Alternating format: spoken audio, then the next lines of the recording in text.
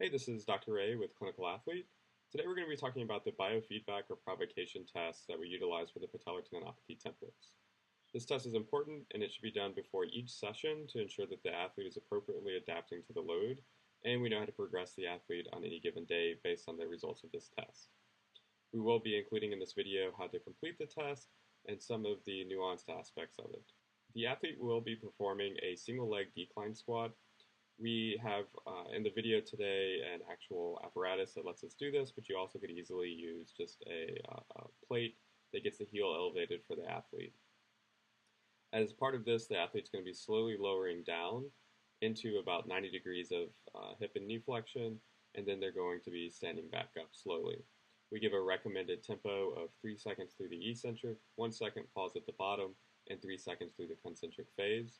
And we ask that the athlete completes 3 repetitions. If they're able to complete the 3 repetitions without an increase beyond baseline and symptoms, then they're cleared to go ahead and begin loading for that day, whether it's going to be isometric loading, isotonic, or they're in the dynamic loading phase of the templates. If they complete the first 3 repetitions and they have an increase in baseline symptoms, then we recommend that they wait 3 minutes and then repeat the test. If they're still unable to complete the test without an increase above baseline symptoms, then we recommend that that day is modified to be isometric training only. Be sure that this test is being completed before each session, and that way appropriate measures can be taken to ensure that they're adapting to the load.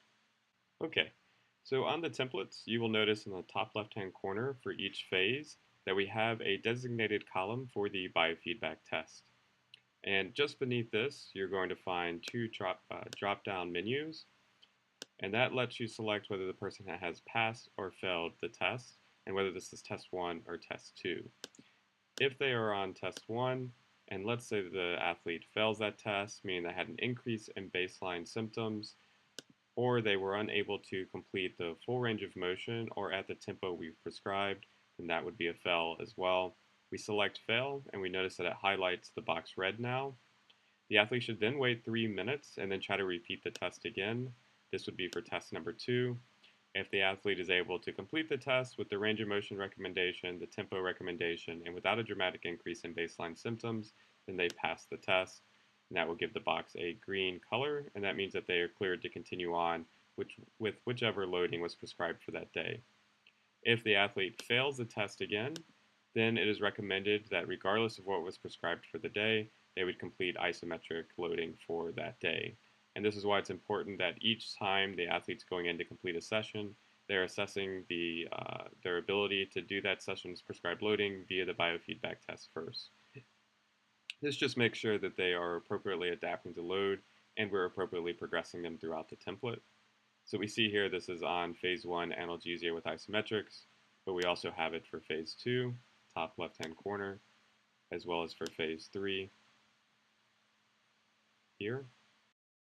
And that is it for the biofeedback test. Next, we will go over how to complete this exercise with live demonstration. Okay, so we're going to go over the biofeedback or provocation test that we have as part of the patellar tendinopathy templates.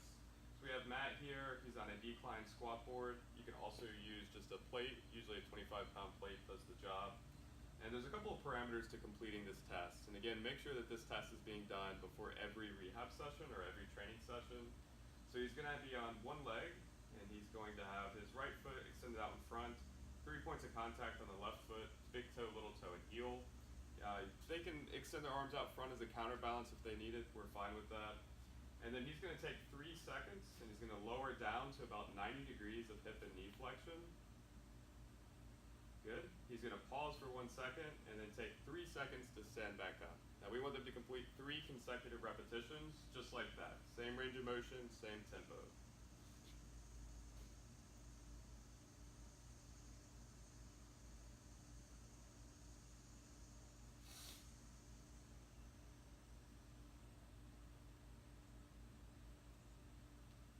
And then you should poll the athlete, how did those 3 repetitions feel? Great. If they say great, like that, awesome, go ahead and complete the prescribed loading for the day. You can discontinue the test and move on. Now, if he says that that didn't feel great, he wasn't able to get the full range of motion, or he wasn't able to do the tempo, then we need to wait 3 minutes and redo the test again. If we redo the test, then they should be able to either go the same range of motion that we want, that we've specified, at tempo without an increase in baseline symptoms. If they complete the test twice, they're not able to achieve the range of motion, they're not able to do it at tempo, or they have an increase in baseline symptoms, then the loading for that day should be adjusted to just be isometrics.